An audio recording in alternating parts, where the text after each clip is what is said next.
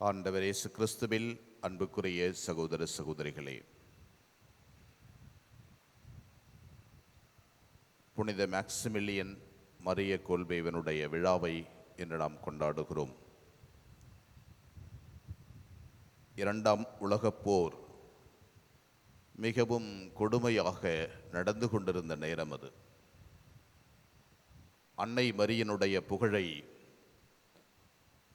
தன்னுடைய புத்தகத்தினாலும் கடிதங்களினாலும் உலகம் முழுவதும் சென்று சேர வேண்டும் என்று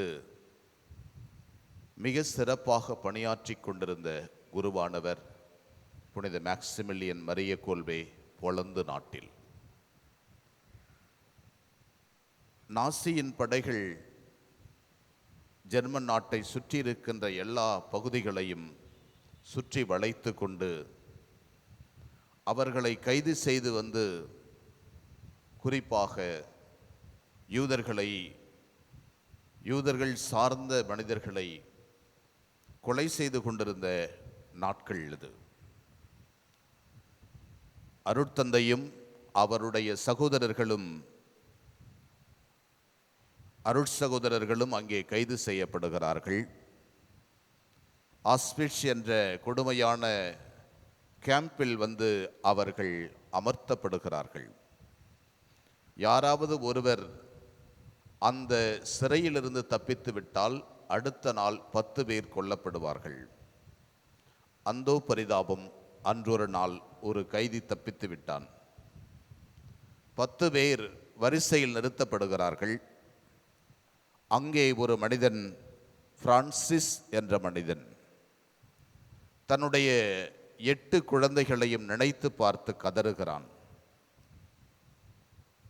என்னுடைய மனைவி, என்னுடைய பிள்ளைகள் நான் இறந்து போய்விட்டால் தெருவில் நின்று விடுவார்களே என்று கடவுளை நோக்கி கதறுகிறான்.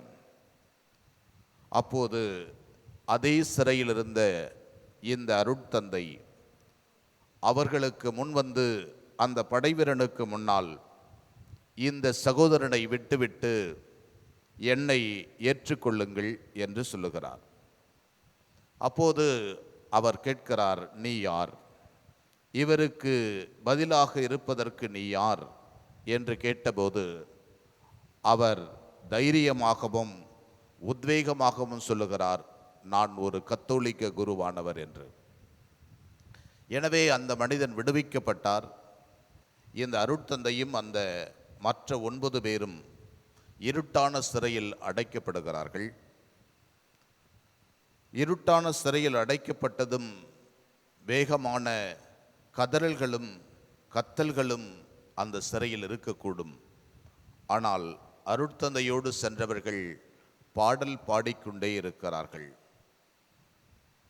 நாட்கள் கடக்கின்றன, 10 நாட்கள் முடிகின்றன. அருட்தந்தை இறக்கவே இல்லை. உணவும் இல்லை, தண்ணீரும் இல்லை. மற்றவர்கள் இறந்து போனார்கள். இவருடைய உடலில் விஷத்தை ஏற்றி அவரை கொன்று போட்டு விடுகிறார்கள். 1983ஆம் ஆண்டு அவருக்கு புனிதர் பட்டம் கொடுக்கப்படுகிறது.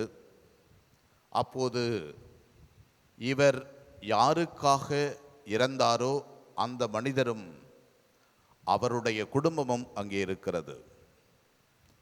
எப்போதெல்லாம் இந்த அருட்தந்தையின் பெயரை சொல்லுகிறார்களோ, உரைக்கப்படுகிறதோ, அப்போது இந்த மனிதன் தன்னுடைய குடும்பத்தோடு வருத்தப்பட்டு கதறி எழுந்ததாகவும், தன்னுடைய உயிருக்காக வாழ்ந்த ஒரு பெரிய புனிதரின் வாழ்வை எண்ணி எண்ணி அந்த குடும்பம் வாழ்ந்ததாக வரலாறு சொல்லுகிறது.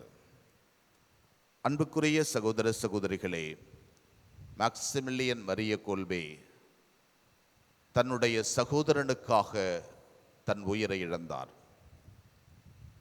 தன் சகோதரனுக்காக எல்லாவற்றையும் இழந்தார்.